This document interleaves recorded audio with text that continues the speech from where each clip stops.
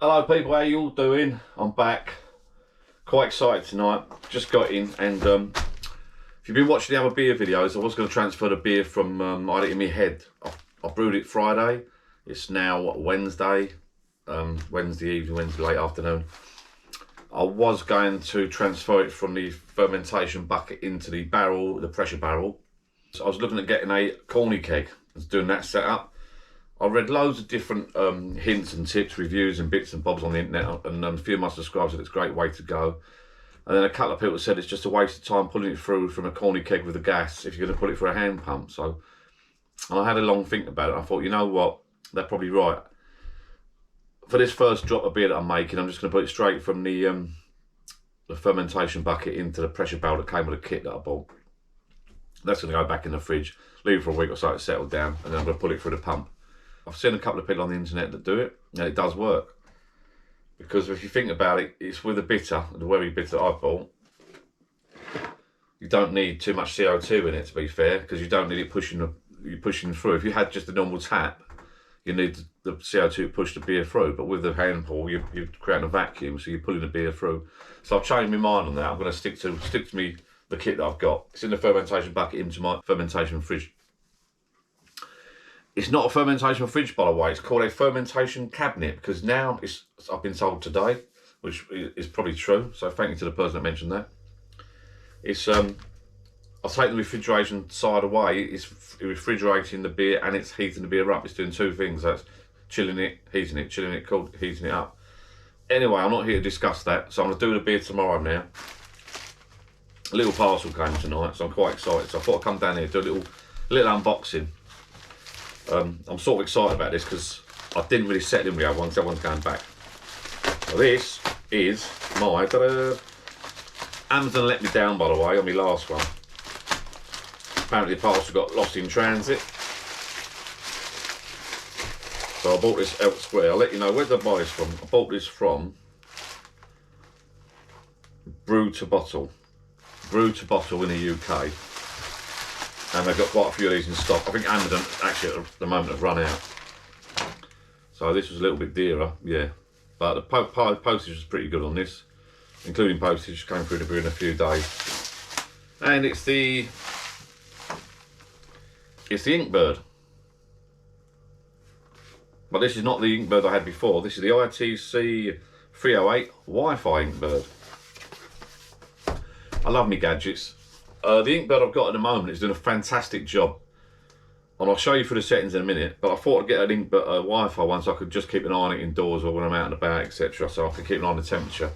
So that's what I'm doing a beer tomorrow, because I've sort of like got to alter the temperature, so I thought I'd get this up and running first and have a play. I'm getting pretty excited. Inkbird warranty card. Smart controller manual. Oh, a proper little manual with this. Or is it the same as the other one? Once I've set all this up, I think it'll be easier to control it with a Wi-Fi setup. So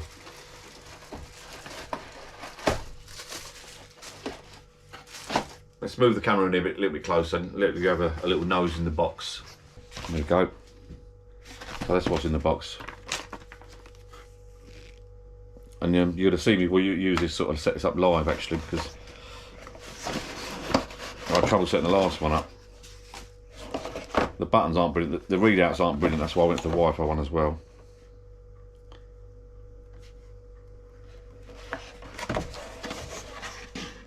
That's a little bit different from my last one, as in the probe. On this one I think the probe's fixed. On the last one I'm sure the probe was could be detached. I'll have a check in a minute. So there's my old Inkbird there, which I think I've seen some on the internet without a detachable probe, but some have a detachable probe, some don't. That has a detachable probe on there for some reason, I don't know why, but that's fine. So I'm moving it out of the way.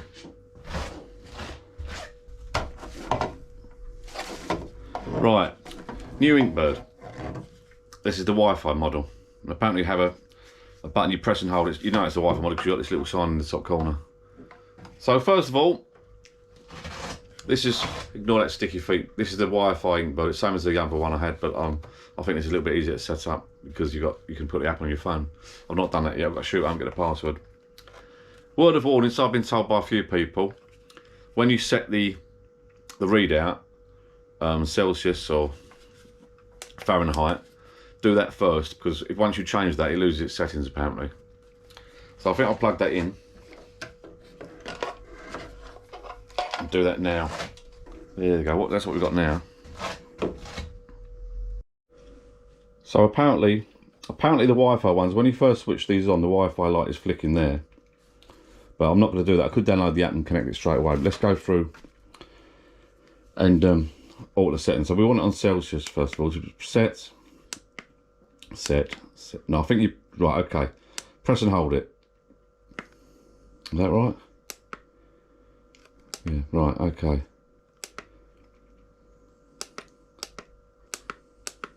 It would help if I knew what I was doing.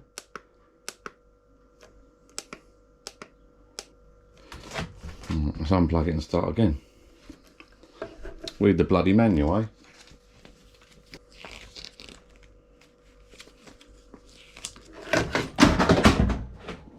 Let's break that.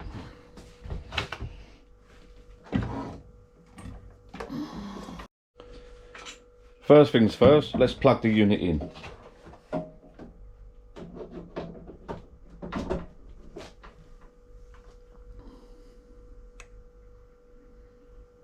Red light's flashing top left. That wants to connect to my Wi-Fi, but I'm not going to do that at the moment. I'm going to go straight into setting mode. So let's press this button, set, for 2 seconds. 2, right. First option, believe it or not, that's TS, that is, TS. Let's scroll through.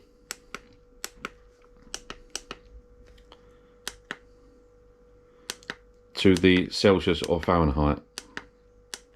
Pressing the menu button. CF, Celsius or Fahrenheit. We're now on Celsius. Set again. TS. So TS, temperature set value. So I want to set that. So I'm pressing down now to 20 Celsius. Press down to 20. Set. High value. So I want to set the high value at 3 degrees, plus 3 degrees. So that can go to 23 degrees. I'm quite happy with 23, so I'll just click the up button. Set. CD, which I believe is the cooler value. I want that to be, so I've got 2 degrees.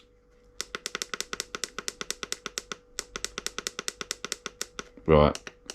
So CD, I've got 20, 23. I don't want it dropping below, say, let's set that at 3 as well. I'll set that at 2 actually. 2. So my lower value is going to be 18. Set. Alarm upper value. So I want it to alarm out. It's set at 20 at the moment, 23. So I want it to alarm out. Let's say 30. I don't want alarms going off every 5 minutes. The reason I bought the Wi-Fi one, to be fair, is because I was worried about alarms going off left, right and centre. This will just warn you if anything's gone wrong. So we'll shoot back down now to 20, what, 30 should we call it? I'm not too concerned that the temperature goes above 30. So I press the down button. I might cut this video up, I'll speed it up. Meanwhile, my fridge is unplugged and my beer's going mank. So what should I set it up? I've got it at 23 max.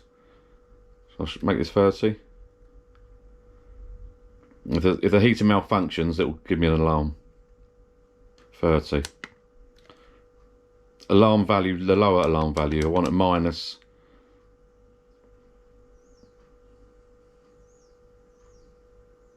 So I've got to shoot right up there. Because it's at minus whatever it was at.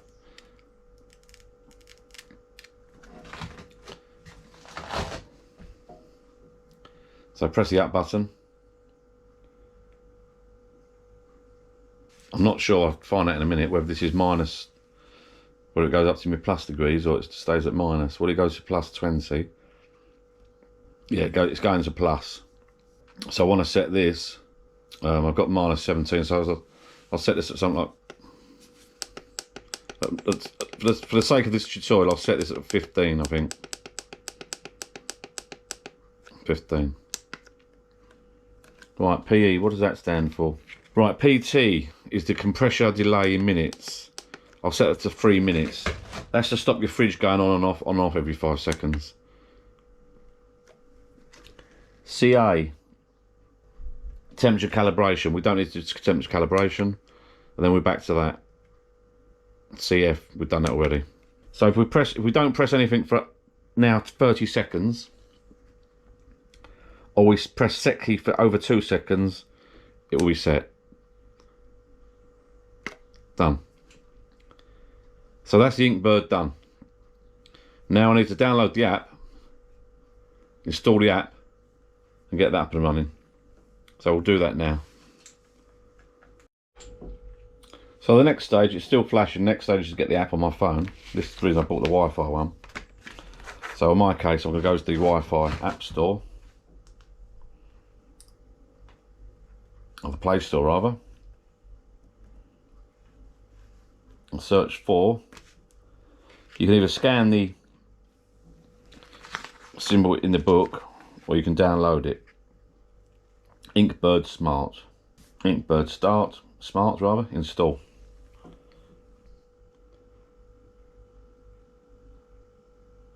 Get that installed. So wait for that to install. As a note, actually, before the camera ran, this cooled down. If you look, it's 15.9. This cooled down to 15. The alarm started going off. It was quite only a small bibbing, quiet bibbing alarm, but it proves it's all working. I've got to plug this in so and get that. Right, let's open the app up.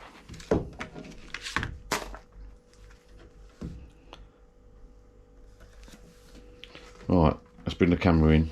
So let's register. United Kingdom, email. Agree to the privacy policy, put your email address in there, and they send you a verification code. So once you get the email through, the verification code, enter the verification code.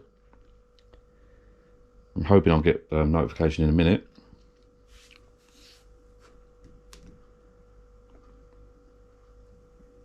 I'd rather the code was done personally via let's check my emails. I'd rather the code was done via phone, to be honest with you. It's a lot quicker because on my email account, oh there you go, right, the code's come through. So I've got my verification code come through there. Tapping the code, set a password. So I want to set myself a password. Right, add device. So I'm coming up to an option now. It says add, I can let you see that now, add device. So there's the ITC, various devices there. So I'm going to go for the ITC 308 Wi-Fi. Allow Inkbird Smart to access this device's location while using the app. Only this time I deny. Okay, while using the app. There's my Wi-Fi password. I'll put my password in. I've already found my Wi-Fi, so put my password in here. It's going smoothly so far, so let's not say too much. Meanwhile, my beer's getting cooler and cooler. Now it says here, reset the device first. Power on the device and confirm the indicator light slowly blinks. Well, it's not slowly blinking at the moment. What does it say in the book? Let me read the book. I don't really want to switch it off. Will it lose my settings? That's what I don't want to do. Plug the device in the socket. Make sure that the device is a smart config. Config and set the LED symbol. It's flashing. It will flash. Let's check the next page. I don't want to unplug it and plug it back in and lose everything. But if it does, it does. I can do it on Wi-Fi easily. Right, plug the device in the socket. Right, okay. So it should be. I'll unplug it and then plug it back in. We'll see what happens.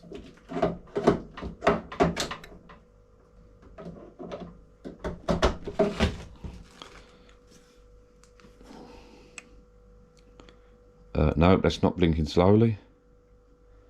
Or is it? Interval 1500 milliseconds. Or should I just press it and go for it? Click that to enter device as an interface. Reset device. Connect it in AP. And set power on device, power off after 10 seconds, then power on. I'll hold the reset button for 5 seconds. Okay, let's take it, plug it again. Because it's obviously not working. 10 seconds approximately later. 5, 6, 7, 8, 9.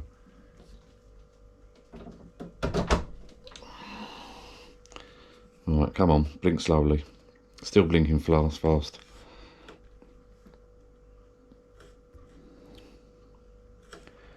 Let's confirm it's blinking slowly. Reset the device first. Power on the device and confirm the indicator light slowly blinks. Please connect your phone to the hotspot shown below. Right. God, he's bloody... I can't see this working because it didn't slowly blink. Turn Wi-Fi off on my phone. Turn Wi-Fi back on. Go to settings, connections, mobile networks. No, that's not the wrong button. That's Bluetooth. Let's turn that on. Right, connected. Wrong button. Turn that off. Turn Wi-Fi off. Turn Wi-Fi back on. I'm not a clue what's going on here. It won't be. Smart Life. Found it. See it? At last. Connected to Smart Life. I don't know how that worked. It's blinking slowly now, look. Fluke. Brilliant. So if I keep that Wi-Fi connection, add a device. It looks like it's working. Quickly, I want to plug my beer in. See that it's doing stuff. I don't quite know what it's doing. Oh. Device successfully added. Done.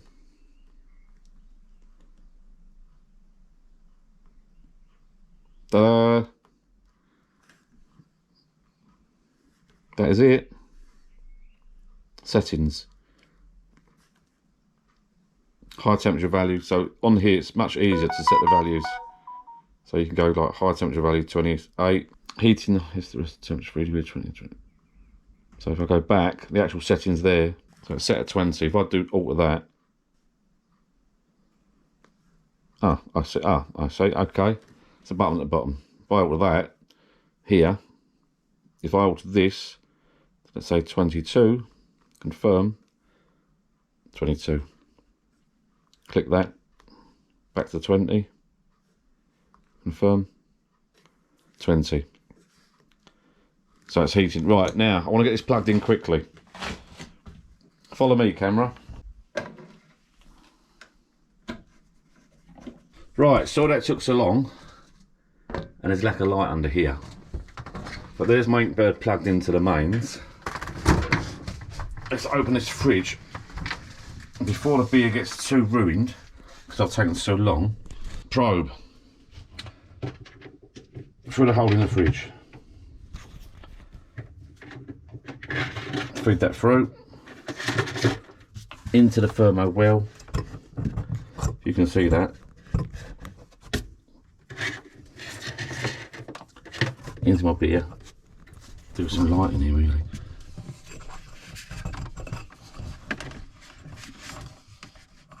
Now it's touching the bottom. Just verify it's touching the bottom, but give it a little click. That's in there lovely now. Hear that tap? That's tapping the bottom of the thermo well. Now, heater, which is this lead here. This plug here is my small heater under there. Heater plug. Plugs into that socket there, heating. Fridge.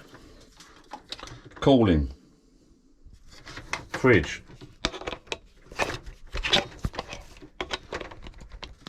at last. Beer. The fridge has pretty much maintained its temperature because the door was shut. So we've got the probe in there now. The heater should come on because we've now got the fridge plugged in and the heater plugged in. Just make sure it's the right ones. Just going to double check. Yeah, that is the heater. It's plugged in the heater. Let's shut the door on this fridge quickly as we can. That's it, brilliant, all done. Not the best tutorial out there. There are others out there. It wasn't a tutorial as such. It was more of, look what I've bought. Another little gadget. I'm quite pleased actually. It's working out. It's just clicked on. It's just heating up. It's at 19.6 and that's warming up now. I can see that on the screen there. 19.6. That's warming up. The heater light is switched on, which means the heater's come on. And sure enough, if I check the app, 19.6. And it says heating. Yeah, I'm well pleased with that. And if I go into settings, I can do the settings at my set the different bits and pieces at my leisure. But what that means is now, when I transfer it into my tomorrow in the evening, when I transfer it into the pressure barrel, I can put back in the fridge. Ah, now where would I put the probe? That's a point. Oh, the probe would have to just sit inside the fridge, won't it? Didn't think of that, did I? Oh well. Anyway, I can monitor the temperature in the fridge when my beer's in there, and I can lower it and raise it, etc. as I want. So instantaneous. This will give me something to play about tonight, won't it? Ruin my beer with this probably. As long as you don't get this muddled up with your hive heating, because if you go and order this and you're ordering your hive heating by accident, you could have like red hot beer, you know. Anyway, that's it.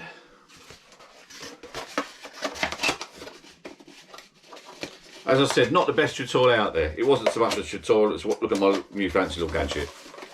Inkbird